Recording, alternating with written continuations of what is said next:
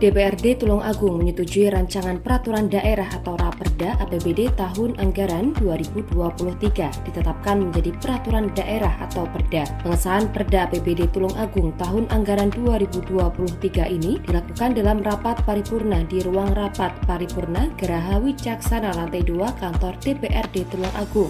Selain itu, dalam rapat paripurna yang dipimpin Ketua DPRD Tulungagung Marsono Esos dan dihadiri Bupati Tulungagung Dr. Andes Mario Birowo MM dan Wakil Bupati Tulungagung Gatut Sunu Wibowo SE tersebut juga disampaikan program pembentukan peraturan daerah atau Propemperda tahun 2023. Penyampaian Propemperda tahun 2023 yang memuat 13 ramperda dilakukan oleh Wakil Ketua Bapemperda DPRD Tulungagung Gandhi Wardoyo. Adapun rincian APBD Tulungagung tahun anggaran 2023 yang telah disahkan menjadi perda di sisi pendapatan berjumlah 2.438.726.127 rupiah. Sedang belanja mencapai 2.735.438.726.127 rupiah dan menjadi defisit 160 miliar rupiah. Sementara di sisi pembiayaan penerimaannya berjumlah 180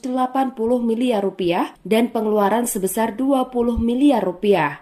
Karena itu menjadi pembiayaan neto atau bersih sejumlah 160 miliar rupiah dan silpa tahun berkenaan berjumlah 0. Kendati menyetujui dan telah ditetapkan sebagai perda, namun semua fraksi dalam rapat paripurna tersebut memberi catatan-catatan untuk dilaksanakan oleh Bupati Tulungagung Mario Birowo. Pembacaan catatan fraksi ini diwakili oleh fraksi Gerindra dengan juru bicaranya Reno Mardi Putro SPD. Ada 3 catatan yang disampaikan fraksi Gerindra DPRD Tulungagung, yakni APBD tahun anggaran 2023 diharapkan mampu menjadi pijakan bagi pemerintah Kabupaten Tulungagung dalam melaksanakan kebijakan fiskal. APBD tahun 2023 harus memperhatikan rasa keadilan dan kepatutan, serta meminta agar direncanakan lebih awal dalam pengadaan barang dan jasa. Sebelumnya Andri Santoso AMD, Kap dari Badan Anggaran atau Banggar DPRD Tulungagung saat melaporkan hasil pembahasan APBD tahun anggaran 2023 juga menyampaikan catatan Banggar DPRD Tulungagung. Catatan-catatan itu diantaranya diupayakan pada APBD 2023 untuk gaji GTT, PTT guru SD dan SMP sudah dianggarkan, diupayakan ada penanganan kerusakan infrastruktur oleh perangkat daerah dan untuk meningkatkan PAD, diupayakan menggunakan produk yang disediakan oleh PDAU. Sementara itu, Bupati Mario Birowo saat menyampaikan sambutan dalam rapat paripurna, menyatakan terima kasihnya karena anggota DPRD Tulungagung telah menyetujui penetapan Perda APBD Tulungagung tahun 2023. Ia pun akan melaksanakan catatan fraksi yang telah disampaikan dalam rapat paripurna. Adalah dalam rangka membahas tentang pengesahan RAPBD tahun 2023. Di mana persetujuan yang diparipurnakan hari ini segera untuk kita kirim ke institusi dikoreksi oleh Gubernur Jawa Timur sebagai atas nama pemerintah pusat. Dan apabila ini sudah dikoreksi terhadap apa yang sudah kita susun bersama antara TAPD dan Banggar, nanti hasilnya akan masuk dalam peraturan daerah yang untuk diundangkan.